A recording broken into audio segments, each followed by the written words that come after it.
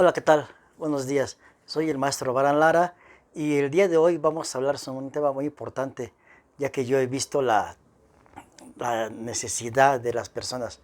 Este tema se llama ¿Cómo otorgar un testamento?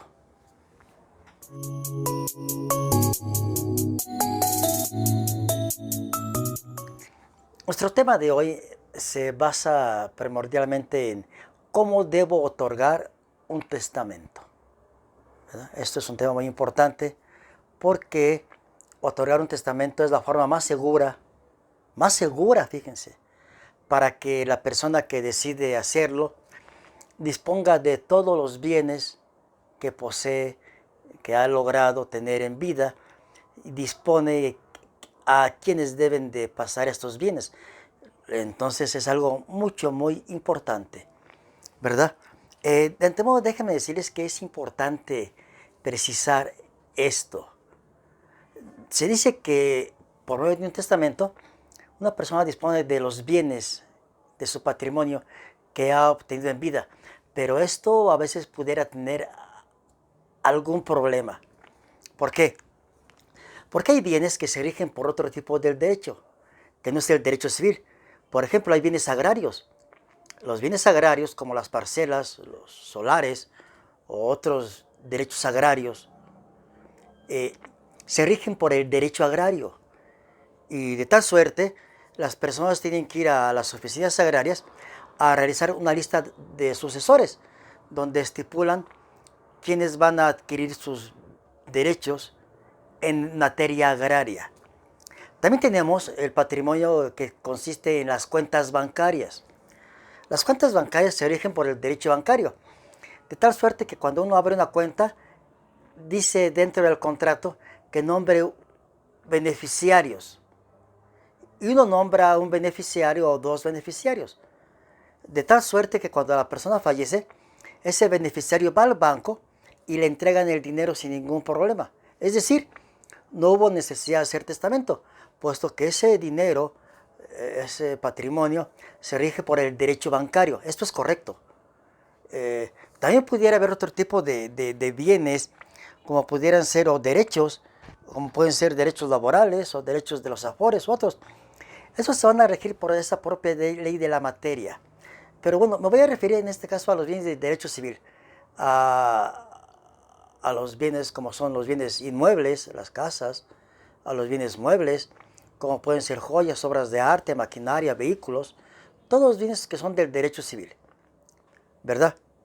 Este, entonces, cuando alguien va a otorgar su testamento, de entrada tiene que tener su credencial de elector o un pasaporte o alguna otra suficiente a juicio del notario que claramente demuestre la identidad del otorgante. En esencia, se pide la credencial de elector. Aunque algunos podrían no estar de acuerdo con esto, pueden decir que pasaporte o algo, pero yo diría que para que no hubiera problema, una credencial de elector vigente. Después, elegir al notario. Cualquier notario del país puede recibir a la persona que quiera otorgar su testamento. Es decir, si vivimos en la Ciudad de México, pero viajamos a Acapulco, podemos elegir un notario de Acapulco y otorgar el testamento ahí, y es completamente válido nuestro testamento. Viceversa, vivimos en Chiapas y viajamos a la Ciudad de México y otorgamos un testamento con un notario de la Ciudad de México, es perfectamente válido. No tiene ningún problema en que se otorgue en otro lugar donde uno no vive. ¿Verdad? Un notario público es un fedatario que la ley le concede fe pública. Por tal motivo son los notarios de nuestro país muy honestos. Entonces ya una vez que con su credencial de elector va uno al notario y dispone de sus bienes. Ojo, hay que tener cuidado cuando uno dice que nombra a todos sus hijos o nietos herederos universales de todos sus bienes, dice los testamentos presentes y futuros. Hay que tener mucho cuidado con eso. ¿Por qué? Si uno nombra, tiene uno 2 casas y tiene uno 8 hijos, pues todos son dueños de todo, lo que podría traer problemas cuando la persona muera. Quizás lo correcto sería dejar legados a veces. Es decir, esta propiedad quiero que sea para Pedro. Esta propiedad quiero que sea para María. Y ya no habría problema. O, en su caso, una propiedad para 2 hijos, para María y Pedro, o para Pablo y Tomás. Entonces, ya estamos dividiendo los bienes. Pero como decimos que dejamos a todos en partes iguales, todos son dueños de todo. Y si hay varias propiedades, todos son dueños de una parte, lo que luego trae problemas. Entonces, allí cuando hay varios bienes, pues se les puede designar lo que se llama legados. Para designar un legado se tiene que identificar plenamente el bien. Yo recomiendo que cuando alguien otorgue testamento, lleve una copia de su escritura pública para que se señale a cuál bien se refiere, o se especifique bien la maquinaria o algún otro bien que quiera uno heredar, para que no haya problemas en la identificación del bien.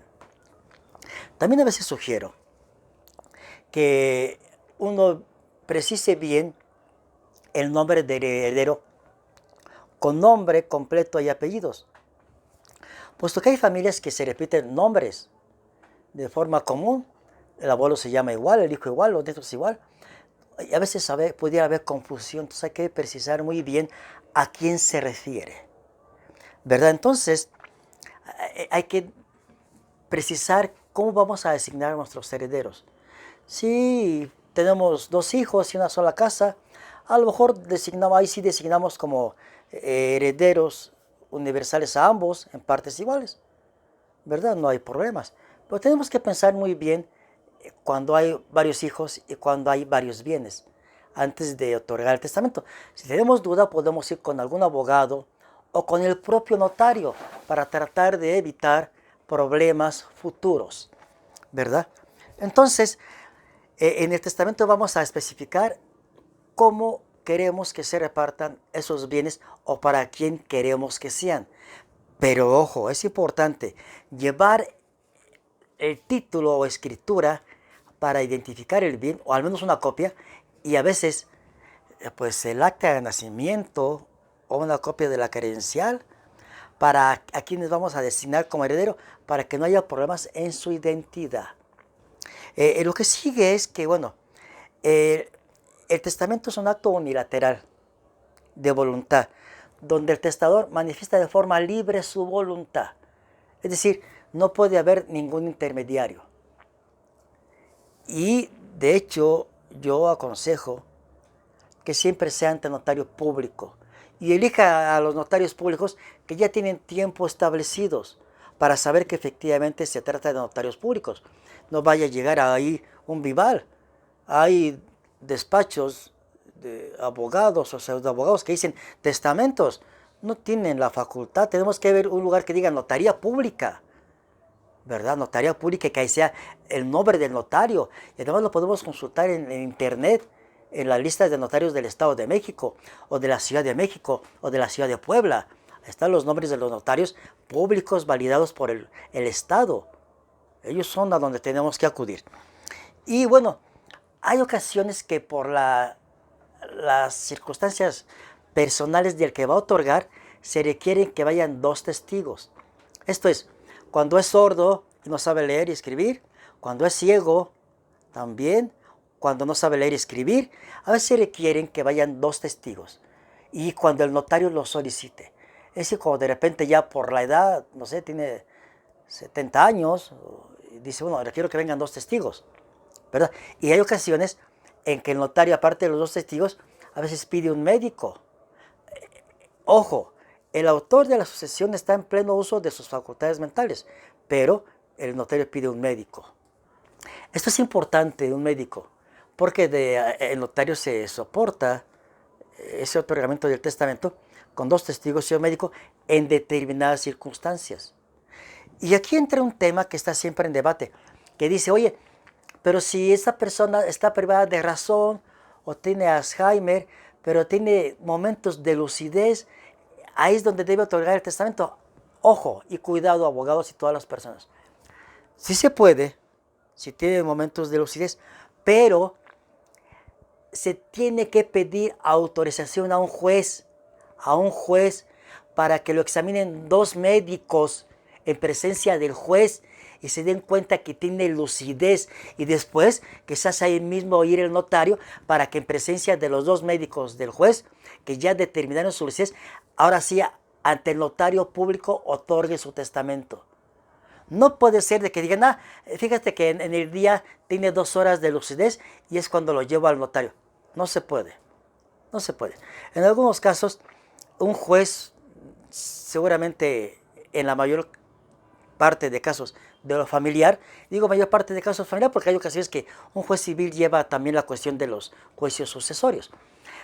Tendrá que pedirse esa autorización y decirse que tiene lucidez, que está en sus 5 sentidos, para que el juez nombre 2 médicos y el propio juez también lo interrogue, se percate que si hay lucidez y venga el notario, ahora sí se otorga el testamento. Entonces, aclaro esto porque luego muchos quieren, pensando que tiene media hora de lucidez y quieren llevarlo corriendo al notario. Eso es imposible, ¿verdad?